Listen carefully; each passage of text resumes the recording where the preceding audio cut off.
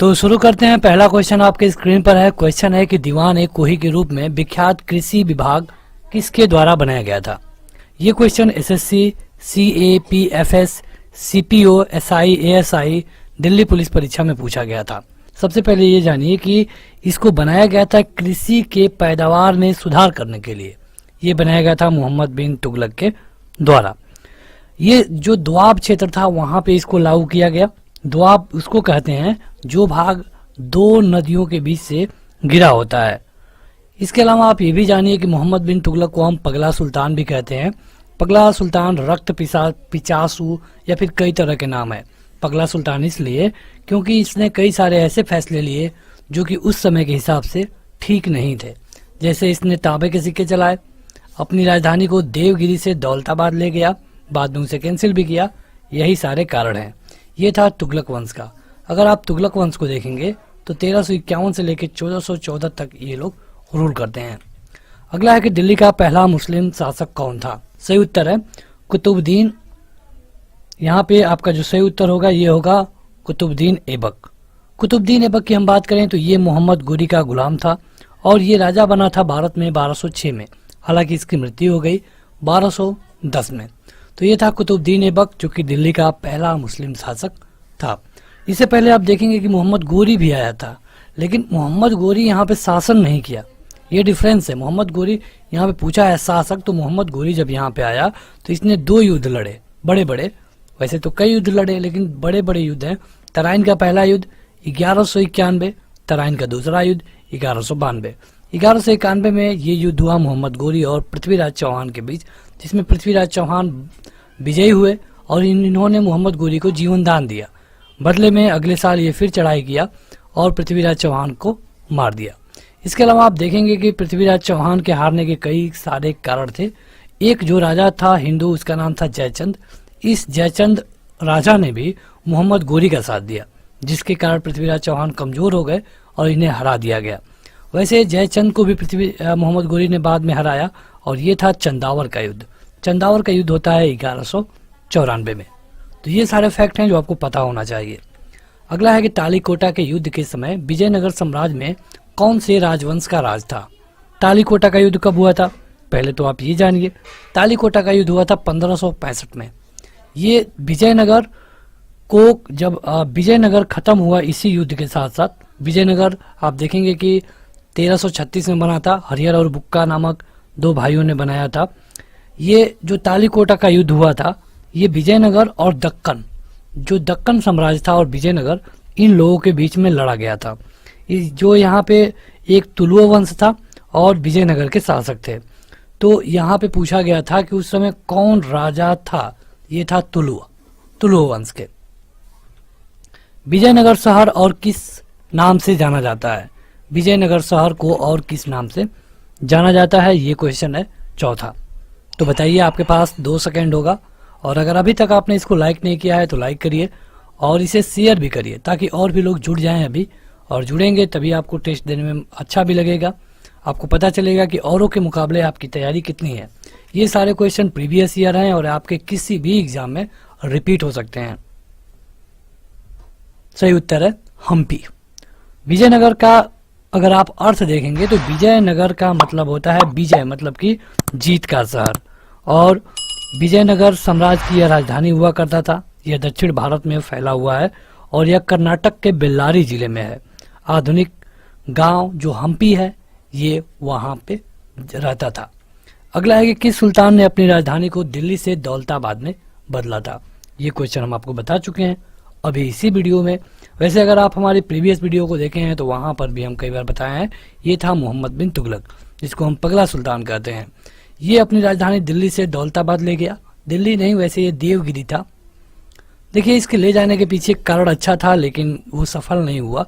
कारण ये था कि दिल्ली को आप देखेंगे अगर आज के मैप में तो यहाँ पे विदेशी आक्रमण बहुत होते थे।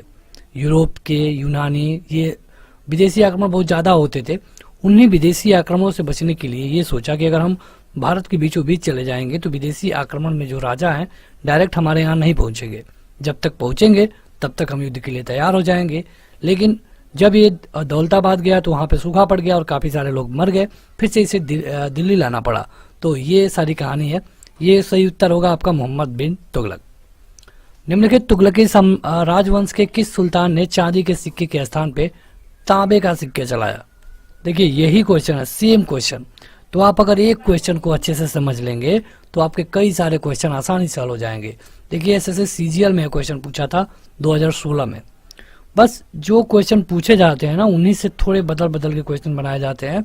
सही उत्तर है मोहम्मद बिन तुगलक।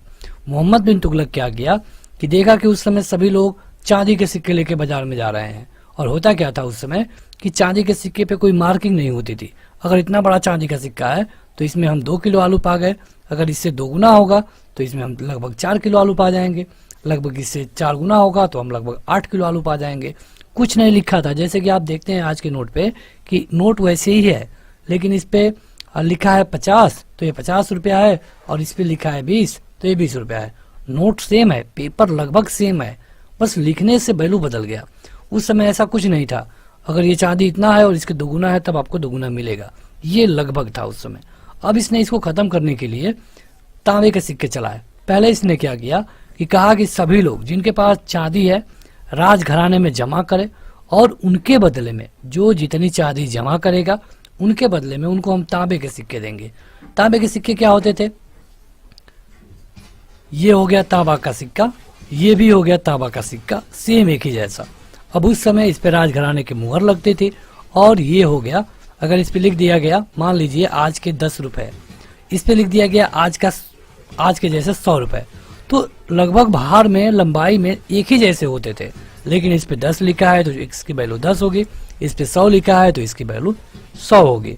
तो ये किया उसने, मोहम्मद बिन तुगलक ने। आप देखेंगे कि आज से 600 साल पहले ये किया, लेकिन लोग उस समय ब्लैक बाजारी करने लगे, और इस समय आज के जैसे मशीनें तो थी नहीं, तो लोग सिक्का घर पे ही बनाने लगे। सिक्का बनने लगा तो अब जिसे हम आज की भाषा में मतलब ब्लैक मनी बोलते हैं, ब्लैक मनी बढ़ गया, क्योंकि राजा के दरबार में जमा है 500 करोड़ रुपए का चांदी, और लोग बना दिए 2500 करोड़ रुपए के सिक्के।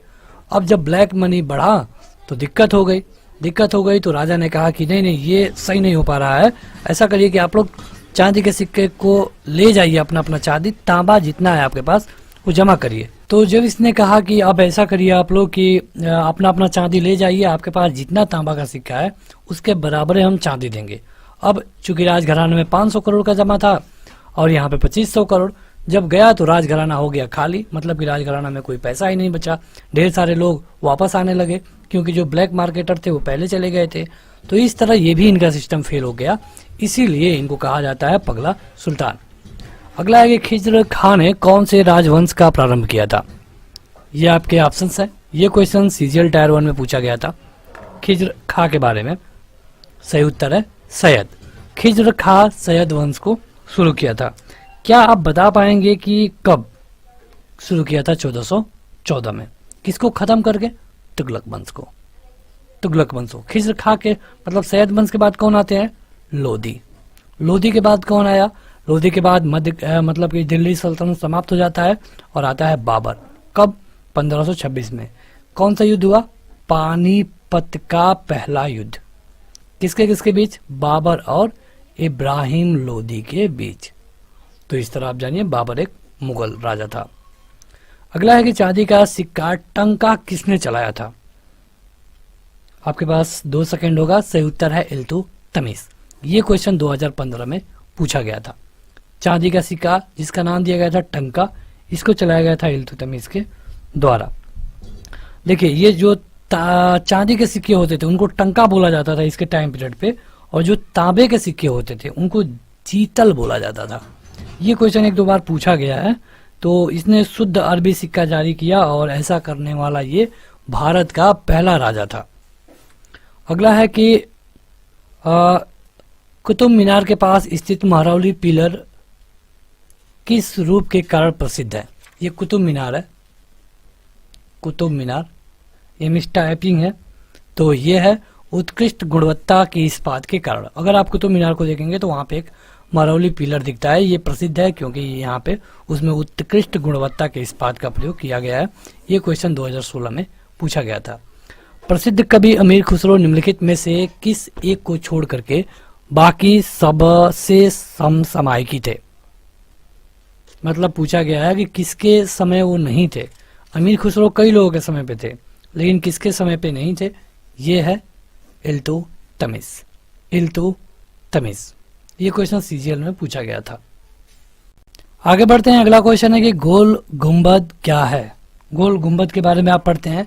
ये गोल गुंबद के बारे में पूछा गया कि क्या है। क्या यह हैदर अली का मकबरा है, औरंगजेब का मकबरा है, चांद बीवी का मकबरा है, या फिर मोहम्मद आदिल शाह का मकबरा है। ये आपको बताना है। ये क्वेश्चन एसएससी सीजीएल टायर 1 में पूछा गया था। ये इसका एग्जाम डेट है 3rd शिफ्ट में। यह है मोहम्मद आदिल शाह का मकबरा। देखिए ये मकबरा है, ये कर्नाटक भारत में है। अगला है कि दिल्ली सल्तनत की राजकीय भाषा क्या थी। जो दिल्ली सल्तनत थी इसकी राजकीय भाषा क्या थी। ये क्वेश्चन 2016 में पूछा गया था। आपके पास हर एक क्वेश्चन के लिए 2 सेकंड मिल रहा है, तो आप अपना उत्तर कमेंट करके बताएं। ये थी फारसी। जो दिल्ली सल्तनत है इसकी जो भाषा थी ये थी फारसी। चचनामा में कौन सी विजय इतिहास के बारे में रिकॉर्ड है। चचनामा, चचनामा के बारे में बात की गई है। देखिए जो मोहम्मद बिन कासिम के नेतृत्व में युद्ध हुआ था उसको चचनामा में रखा गया है, ठीक है। और मोहम्मद बिन कासिम की अगर हम बात करें 712 ईस्वी में भारत आया था, तो ये था एक अरब। इसके लिए सही उत्तर होगा अरब। मोहम्मद बिन तुगलक ने अपनी राजधानी कहां से कहां पर बदली। देखिए एक ही क्वेश्चन है, कितने बार पूछा जा रहा है, तो बस आप एक बार अच्छे से कहानी समझ जाएंगे तो आप समझते रहेंगे। ये है दिल्ली से देवगिरी यानी कि दौलताबाद। निम्नलिखित में से किसमें भारत के संबंध अल बरूनी का वृत्तांत है। अल बरूनी किसमें है। यह है किताबुल हिंद। किताबुल हिंद ये भारत का इतिहास नामक एक पुस्तक है जिसको अल बरूनी ने भारत में अपनी यात्रा का वर्णन किया है। और ये लगभग 1017 में गजनी के साथ भारत आया था। अगला है कि हम्पी किसके लिए जाना जाता है। यहाँ विकल्प है, 5 सेकंड मिलेगा, अपना उत्तर कमेंट करके बता दिया करिए। ये क्वेश्चन एसएससी एमटीएस में पूछा गया था। यह है विजयनगर की राजधानी थी हम्पी। हम्पी कहाँ पे है, कर्नाटका में। बस आप इतना जानिए, इतना काफी है आपके लिए। और अगर आप हम्पी की बात करेंगे तो ये लगभग 1343 से लेकर के 1565 तक विजयनगर की राजधानी बनी रही। 1565 में तालीकोटा का युद्ध हुआ, विजयनगर समाप्त हो गया, इसीलिए ये राजधानी भी उस समय समाप्त कर दी गई। अगला है कि निम्नलिखित दिल्ली के सुल्तानों में से किसने उत्तर भारत में कई शहरों की स्थापना की। कौन है जो कि कई शहरों की स्थापना की। देखिए जब भी शहरों की बात आ जाए और क्वेश्चन दिल्ली सल्तनत से हो, आप आंख बंद करके मार सकते हैं फिरोज शाह तुगलक। फिरोज शाह तुगलक एक ऐसा राजा था जिसने करीब 200 से अधिक शहरों को बसाया था। जौनपुर, इस तरह के कई सारे शहर हैं, जैसे कि फतेहाबाद, जौनपुर उत्तर प्रदेश में है। इसके अलावा जो फिरोजपुर है पंजाब में, तो ऐसे कई शहर हैं जिसको कि फिरोज शाह तुगलक ने बसाया था। ये क्वेश्चन एसएससी स्टेनोग्राफर 2017 में पूछा जा चुका है। कुंवत अल मस्जिद में स्थित लौह स्तंभ किस शहर में स्थित है। कुंवत अल इस्लाम जो मस्जिद है ये है दिल्ली में। ये question SSC scientific assistant exam 2017 में पूछा गया था। अगला है कि बहमनी साम्राज्य का संस्थापक कौन था। ये क्वेश्चन बड़ा शानदार है, एसएससी जेईई में पूछा गया है पहली बार 2018 के पहले शिफ्टिंग में। तो बताइए, ये है हसन गंगू। हसन गंगू या फिर कहीं कहीं आपको हसन गंग दिखता है, लेकिन है ये हसन गंगू। यह बहमनी राज्य का राज्याभिषेक कराया था। और इससे पहले जो अलाउद्दीन था, अलाउद्दीन हसन शाह इसका पूरा नाम था। अलाउद्दीन हसन शाह, बहमन शाह कह सकते हैं आप। अगला है कि इल्तुतमिश के शासनकाल में सल्तनत की राजधानी निम्नलिखित में से कौन सी थी। बात की गई है इल्तुतमिश के टाइम पीरियड पर। इल्तुतमिश की बात करें तो ये 1210 से लेकर के 1236 तक रूल किया। ये कुतुबुद्दीन ऐबक का दामाद था तथा गुलाम था। गुलाम और दामाद दोनों था, और इसके लिए सही उत्तर है दिल्ली। पहले इसके पहले लाहौर हुआ करती थी, क्योंकि जब कुतुबुद्दीन ऐबक रूल करेगा तब ये लाहौर थी, लेकिन जब उसकी मृत्यु हो जाती है, इल्तुतमिश आता है, तो ये अपनी दिल्ली लेके राजधानी को दिल्ली लेकर आया। निम्नलिखित में से कौन सा विजयनगर कला का सबसे अच्छा उदाहरण है? ये क्वेश्चन एसएससी जेईई में पूछा गया है।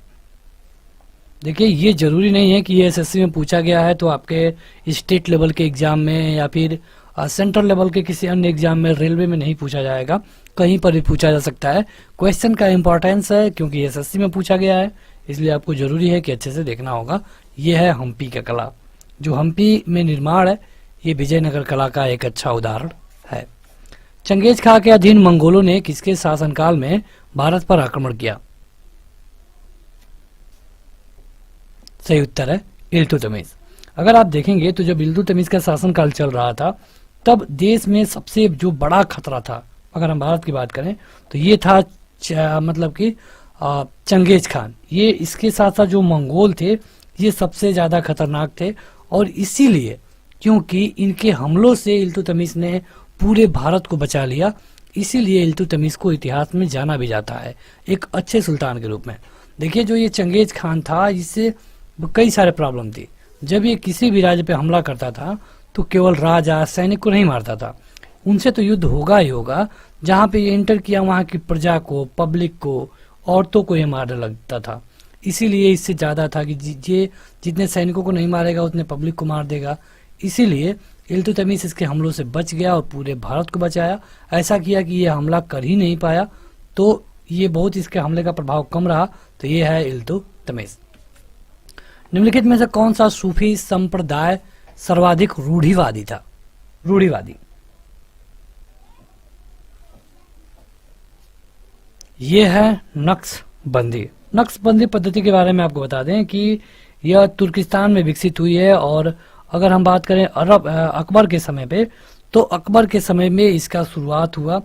और वैसे अगर अकबर की आप बात करेंगे तो ये उतना रूढ़िवादी नहीं था, फिर भी उसी के टाइम पीरियड पे जो नक्शबंदी संप्रदाय था ये काफी फला फूला। ये क्वेश्चन एसएससी जेईई में पूछा जा चुका है। दिल्ली सल्तनत के किस सुल्तान ने अपनी राजधानी दिल्ली से आगरा स्थानांतरित की? दौलताबाद होता तो मोहम्मद बिन तुगलक हो जाता, ये आगरा है। बताइए। सही उत्तर है सिकंदर लोधी। सिकंदर लोधी की अगर हम बात करें तो ये रूल किया था 1489 से लेकर के 1517 तक। ये बहलोल लोधी का पुत्र था, और बहलोल लोधी वही है जो कि लोधी वंश की स्थापना करता है।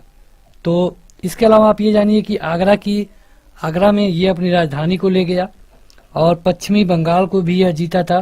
तो कई सारे क्वेश्चन है जो कि यहाँ से पूछा जाता है। एक क्वेश्चन पूछा जाता है कि गज ए सिकंदरी किसने चलाया? गज ए सिकंदरी, तो इसको चलाया था सिकंदर लोधी ने। तैमूर लंग ने किस वर्ष भारत पर आक्रमण किया? ये भी क्वेश्चन बड़ा अच्छा है, ये है 1398। अगला क्वेश्चन है कि फारसी यात्री अब्दुल रजाक भारत में किस शासन काल में आया था? मतलब भारत कब आया? जब अब्दुल रजाक भारत आया तो यहाँ पे राजा कौन था? ये क्वेश्चन पूछा गया है। सही उत्तर है देवराय सेकंड। देवराय सेकंड। अब ये भी जानिए कि ये कब आया था, तो ये आया था लगभग 1441 में। ये आया था लगभग दक्षिण भारत में, और उस समय विजयनगर की आसपास की ये कहानी है।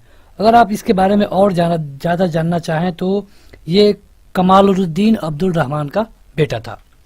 अगला है कि निम्नलिखित में से किसने दिल्ली की सल्तनत पे राज नहीं किया? गुलाम वंश बिल्कुल किया, 1206 से लेकर के 1290 तक। सैयद वंश ये भी किया, 1414 से लेकर 1451 तक। खिलजी वंश ये भी किया, 1290 से लेकर के 1320 तक। गोरी वंश ये नहीं किया, और यही आपका उत्तर होगा, क्योंकि मोहम्मद गोरी आया था यहाँ पे, 2-4 युद्ध लड़ा और यहाँ से चला गया। ये क्वेश्चन एसएससी से ASI दिल्ली पुलिस में पूछा जा चुका है। विजयनगर के राजा कृष्णदेव राय की रचना अमुक्तमाल्यदेव किस भाषा में लिखी गई है? किस भाषा में लिखी गई है? ये लिखी गई है तेलुगु में। देखिए, होता क्या है कि अगर हम दक्षिण भारत की बात करते हैं तो वहां पे 3 जो संप्रदाय थे, मतलब 3 तरह के कवि थे, उनको मिला करके प्रोग्राम होता था, और वहां पे ये एक तमिल भाषा में लिखा गया था। कृष्णदेव राय जो कि विजयनगर के राजा थे, ये उस समय के देवी देवताओं के विवाह के ऊपर लिखा गया है। अगला है कि किस शताब्दी में दिल्ली का कुतुब मीनार बनाया गया था? किस शताब्दी में? देखिए, बड़ा अच्छा क्वेश्चन है। ये बनाया गया था 12वीं शताब्दी में। 92 में इसकी शुरुआत की गई थी और बाद में इसे कुतुबुद्दीन ऐबक ने शुरू कराया अच्छे से, लेकिन जब ये मर गया तो इसका जो निर्माण था ये कंप्लीट नहीं हो पाया था। इसको इल्तुतमिश ने पूरा करवाया। इसके बाद जब 1368 में फिरोज शाह तुगलक आता है तो उस समय इसके ऊपर के 2 मंजिलों को बिजली मार दी थी, मतलब कि आकाशीय बिजली ये टूट गए थे। इसको रिपेयर करवाया था फिरोज शाह तुगलक ने 5वीं मंजिल का। तो ये आप जानिए। रजिया सुल्तान किस शासक के पुत्र थी? बड़ा अच्छा क्वेश्चन है। अगर आपने इसका पहला वाला भाग देखा है तो आप बता पाएंगे। सही उत्तर है इल्तुतमिश की। पूरा नाम था शमसुद्दीन इल्तुतमिश। रजिया सुल्तान देखेंगे अगर आप गुलाम वंश की, तो ये पांचवी राजा थी और यह एक ऐसी शासिका थी जो कि महिला है, दिल्ली के शासन पे करने वाली महिला शासिका थी और ये इल्तुतमिश की बेटी थी, कुतुबुद्दीन ऐबक की पोती थी। निम्नलिखित शासकों को अपने शासन काल की अवधि के अनुसार सही क्रम में व्यवस्थित करिए। सही क्रम में कौन कब पहले आया, कौन बाद में आया। अगर आपको सबका टाइम पता होगा तो आप आसानी से कर पाएंगे, नहीं तो आपके सामने ये विकल्प है। बताइए कौन सही होगा। 5 सेकंड मिल रहा है। और हाँ, अगर अभी तक आपने इसे लाइक नहीं किया है तो करिए और हर रोज 8 बजे शाम को इस तरह की वीडियो देख सकते हैं लाइव होकर के। यहाँ पे देखिए लिखते हैं सबका 1206 से लेकर के 1210 तक। गयासुद्दीन बलबन की बात करें तो ये था 1266 से लेकर के 1286 तक। इल्तुतमिश की बात करें 1210 या फिर 11 1236 तक। रजिया सुल्तान की बात करें 1236 से लेकर के 1240 तक। बताइए कौन पहले आया? तो पहले आया पहला वाला, मतलब कि कुतुबुद्दीन ऐबक, यानी कि जो पहला शुरू होगा ये वाला है और ये वाला। इसके बाद आई ये आया तीसरा वाला, यानी कि आपका जो चौथा वाला विकल्प है ये सही होगा। पहले कुतुबुद्दीन ऐबक, फिर इल्तुतमिश, फिर आता है रजिया सुल्तान, फिर आता है बलबन। विजयनगर साम्राज्य का कौन सा शासक पुर्तगाली गवर्नर अल्बुकर्क का मित्र था? ये क्वेश्चन मध्यकालीन इतिहास के हैं, हम एकदम लाइन से क्लियर कर रहे हैं, तो आप जरूरी है कि सारी पार्टों को देखिए।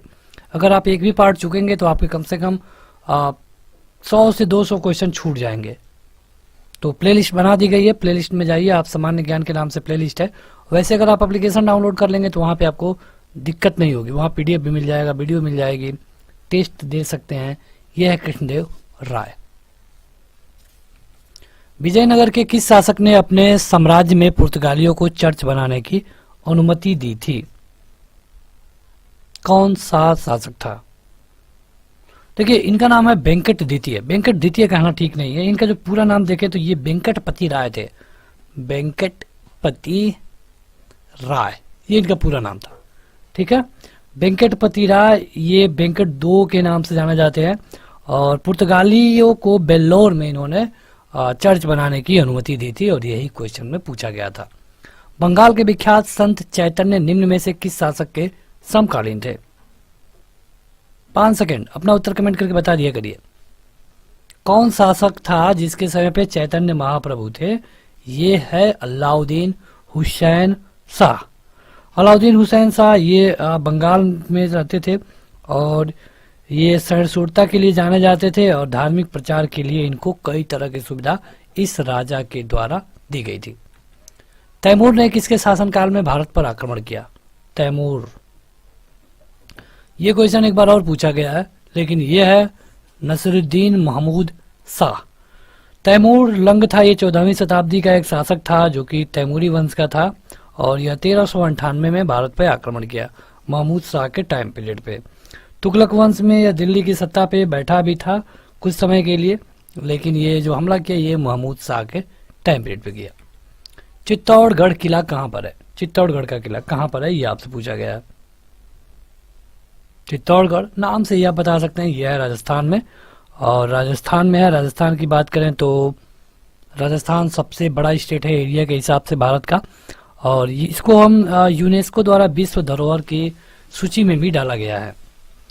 अमरोहा के युद्ध जो कि 1305 में हुआ, दिल्ली सल्तनत को किसके ऊपर विजय प्राप्त हुई? अमरोहा का युद्ध ये भी पूछा जा सकता है कब हुआ, तो 20 दिसंबर 1305 ये हुआ और विजय मिली मंगोल सेना पे। ये क्वेश्चन देखिए पूछा गया है कई बार। रानी नाइकी देवी, जिनको 1178 ईस्वी में हराने के लिए याद किया जाता है, वो कौन है? रानी नाइकी देवी, ये है मोहम्मद गोरी। मोहम्मद गोरी था। वह वंश कौन है जिसने उत्तरी भारत पे 1206 से 1290 तक शासन किया? कुतुबुद्दीन ऐबक के द्वारा स्थापित किया गया।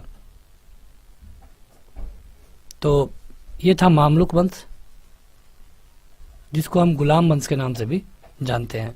ये क्रम आप याद रखिए, गुलाम, खिलजी, इसके बाद तुगलक, उसके बाद सैयद, उसके बाद से लोदी।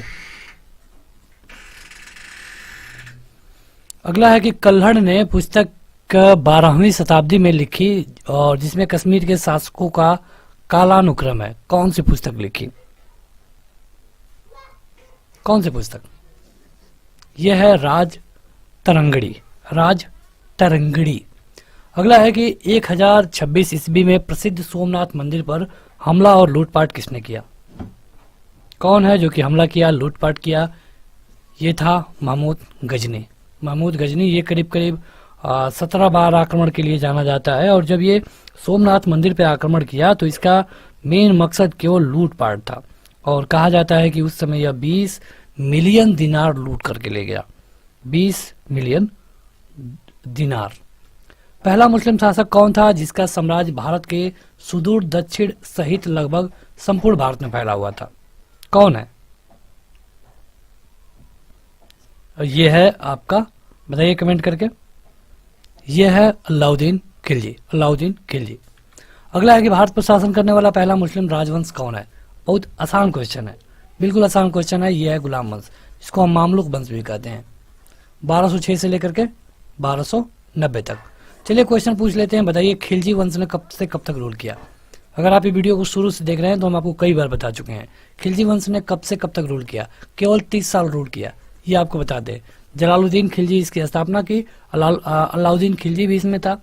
तो बताइए निम्नलिखित में से मोहम्मद गोरी का गुलाम कौन है जो कि अपनी स्वामी की मृत्यु के बाद खुद को शासक बनाया और गुलाम वंश की स्थापना की?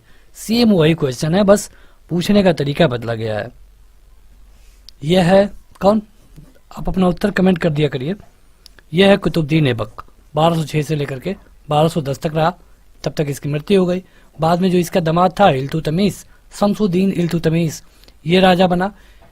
इससे पहले एक आराम शाह करके एक राजा बना था, 8 महीने रहा लेकिन ये राज नहीं कर पाया। तो वैसे इसका नाम बहुत कम आता है, आप इल्तुतमिश को ही जानिए तो ज़्यादा बेहतर होगा। आराम शाह बना था लेकिन इसको इल्तुतमिश ने मार दिया।